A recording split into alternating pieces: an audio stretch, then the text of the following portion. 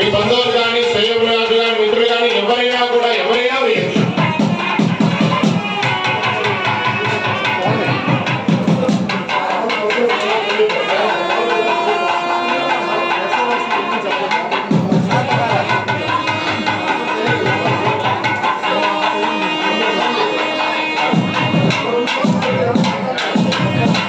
అందరికీ 50 మంది భక్తులందరికీ చెప్పి మన దేవాలయంలో ఇంతవరకు కూడా అభిషేకము హోమ కార్యక్రమం పరిపూర్ణమైంది.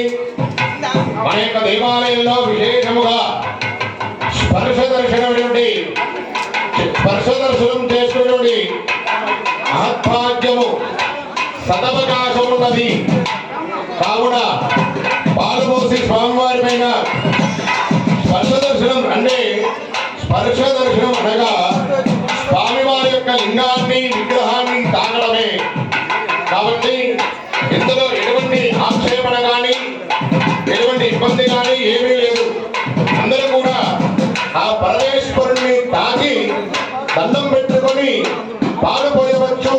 స్వామివారి స్పర్శ దర్శనం చేసుకోవచ్చు.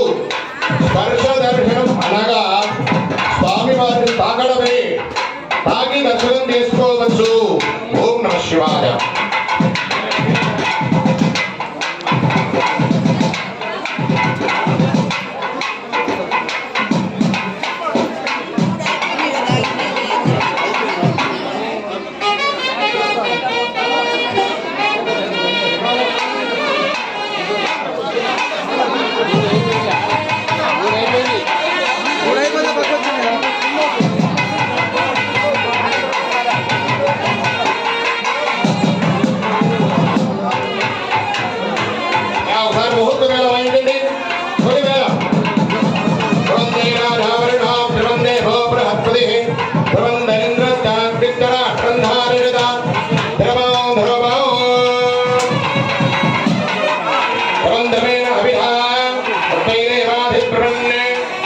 ब्रह्मणस्पति